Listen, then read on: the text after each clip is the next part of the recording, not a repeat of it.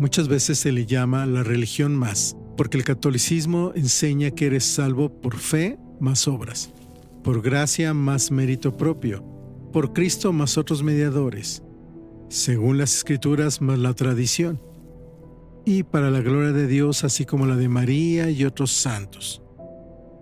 Cuando miras el plan de salvación de los católicos, es una salvación de obras y sacramentos. Teníamos una deuda con Dios por nuestro pecado, y esa deuda era sufrir un castigo eterno. Pero en la cruz, Dios mismo tomó nuestro lugar, cargó nuestro pecado y sufrió la ira de Dios que nosotros merecemos. Le extinguió, le eliminó. Al tercer día resucitó de los muertos, luego ascendió al cielo y Jesús, el Hijo de Dios, se sentó a la diestra de Dios.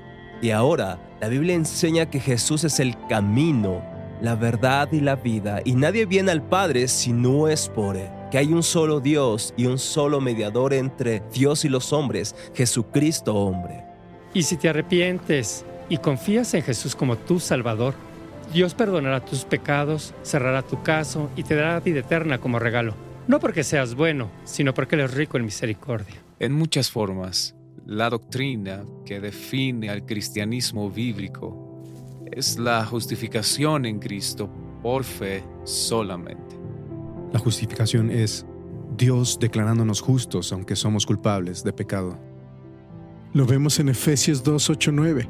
Porque por gracia sois salvos por medio de la fe, y esto no de vosotros, pues es don de Dios, no por obras para que nadie se gloríe. Así que esta es la gran línea divisoria entre el cristianismo bíblico durante la Reforma y la religión católica romana. La posición oficial de la Iglesia Católica Romana sobre la justificación es que ellos creen que uno es justificado por fe y obras. De hecho, en el Concilio de Trento, conocido también como la Contrarreforma, emitieron un anatema. Si alguno creyera que está justificado solo por fe, quedaría condenado por el anatema del Concilio de Trento. Así que la Iglesia Católica Romana se opuso y maldijo severamente a aquellos que sostenían una verdad bíblica.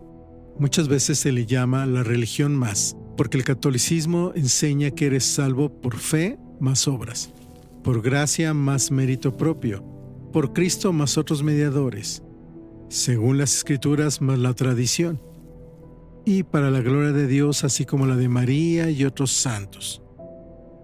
Cuando miras el plan de salvación de los católicos, es una salvación de obras y sacramentos. En el plan de salvación de los católicos romanos, el bautismo limpia al niño del pecado original. Y ese es el sacramento de la regeneración y también de la justificación. Los inicia en ese plan, en ese camino. Sin embargo, a lo largo del camino pueden cometer pecados veniales que los sumergen otra vez en el fondo. Y Dios no quiera que cometan un pecado mortal que los separa completamente del plan de salvación.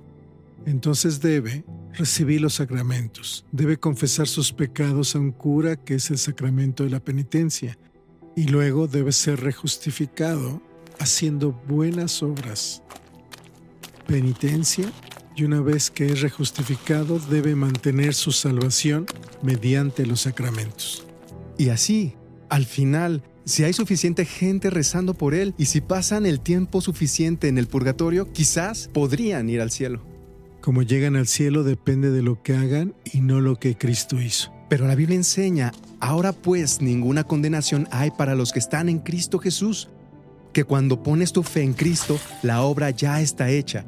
Él te salva totalmente, completamente, perfectamente, y aunque sí, pecamos y podemos arrepentirnos, el sacrificio de Cristo ya ha pagado esos pecados.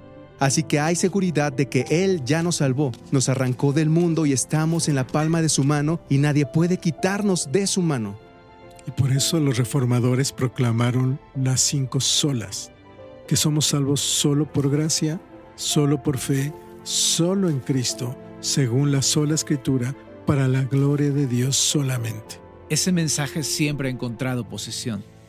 Y el Concilio de Jerusalén, que leemos en Hechos, trató este mismo tema. Los rabinos y los judaizantes le decían a los cristianos que Dios los iba a aceptar por su gracia mediante la fe y el mantenimiento de las leyes ceremoniales.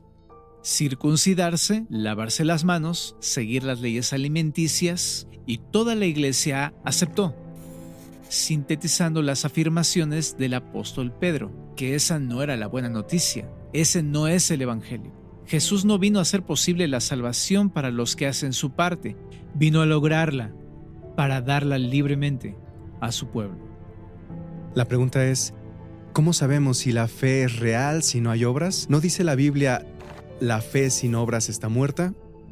Entonces, ¿tenemos que hacer obras para ser salvos? ¿No ese es el argumento? Pero hay dos interpretaciones de esto, una es bíblica y otra no. La visión católico-romana de la salvación y cualquier otro sistema basado en obras pone las obras en la raíz y dice que las obras más fe en Jesús es lo que da salvación. Pero la Biblia enseña que no son la raíz, sino el fruto, que la fe solo en Jesús es lo que salva, y una vida que ha sido salvada, un corazón santificado, regenerado, produce fruto, el fruto de buenas obras.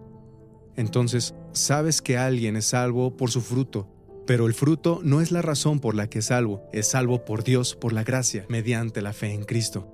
Verás, el cristiano es la única persona, el verdadero cristiano, que puede decir que irá al cielo sin ser engreído. ¿Por qué? En otras religiones, ¿cómo vas al cielo? Siendo bueno, ganándotelo. En el cristianismo, no te reconcilias con Dios por tu propia virtud o mérito, sino que eres reconciliado con Dios por la virtud y el mérito de su Hijo. ¿Tiene sentido? Tiene mucho sentido. Augusto, si murieras hoy, ¿qué edad tienes? 19. Si murieras hoy y Dios te diera justicia, terminarías en el infierno. Y hay dos cosas que debes hacer para salvarte: arrepentirte y confiar en Cristo. ¿Cuándo harás eso? Casi de inmediato. ¿En serio? Sí, en serio. Evangelion. La palabra griega para evangelio viene de las buenas noticias de victoria que traería un mensajero a la capital, que la victoria se había obtenido en el campo de batalla y todos festejarían. Saber que no habían perdido la guerra, sino ganado, transformaba la vida de todos en la ciudad. Pero claro, no eran ellos los que estaban afuera en las trincheras. De la misma manera, Jesús dice: he conseguido la salvación. No vengan ni ayúdenme a salvar el mundo, sino yo lo he conseguido. Básicamente la ley dice, haz. El Evangelio dice, está hecho. El Evangelio no es, ¿qué haría Jesús? Ahora veías lo mismo. El Evangelio es, ¿qué ha hecho Jesús? Ahora créelo. Esta distinción entre la ley y el Evangelio es lo más importante que debemos recordar. Y es una de las cosas que estamos olvidando. El patrón de Dios es siempre asegurarse de que sabemos que la relación viene antes de la obediencia. No tenemos una relación con Él porque obedecemos. Obedecemos porque Él creó una relación con nosotros. Esto queda claro una y otra vez en la Biblia. Antes de dar los mandamientos, Dios le dice a su pueblo: yo soy tu Dios que te saqué de Egipto, de casa de servidumbre. Ahora, obedéceme. Es crítico entender que no dijo, si me obedecen, los sacaré de Egipto. No, los he redimido. Este es el sendero seguro para que anden. Este orden no solo está en el Antiguo Testamento. Básicamente todo el Nuevo Testamento lo sigue también. En general, la primera parte de las cartas de Pablo, Juan, Pedro dicen: esto es lo que Dios ha hecho en Cristo, así es como te salvó. La segunda parte dice: así es como deberías responder. Los mandatos morales que debemos obedecer son como las vías para el tren. Mientras el tren avance, ese es el camino que deberían seguir, pero el Evangelio es el motor y la gasolina que hace que se mueva. Entonces, no le hace bien ni al cristiano ni al no cristiano que le digan: aquí están las vías, ahora avanza. Si no tienen gasolina, si no tienen motor, solo serán un tren atorado. Creo que hay muchos cristianos hoy en día que son trenes parados a los que se les dice avanza, pero no se les da ni un motor ni gasolina para que se muevan. Hay pastores que asumen, creo que incorrectamente, aunque es comprensible que todos en su iglesia entienden el Evangelio. Recuerdo que hace años me pidieron que hablara para un grupo grande, pero me dijeron que eran mayormente cristianos. Preguntaron, ¿qué vas a predicar? Les dije, pensaba predicar el Evangelio. Y me dijeron, pero te acabamos de decir que la mayoría de ellos son cristianos muy devotos y sinceros. Les dije, bueno, en primer lugar, les agradezco, pero no puedo suponer que todos aquí son verdaderos cristianos o que tienen una comprensión bíblica del Evangelio. Eso es lo primero. En segundo lugar, el Evangelio no es solo para los que están perdidos. El Evangelio es para los cristianos. Si usted desea seguir aprendiendo sobre la doctrina de la justificación y desea saber cómo predicarla, tiene que ver este video. Además, si este material le ha sido de edificación, lo alentamos a que se suscriba a nuestro canal y deje en los comentarios cuáles han sido sus impresiones.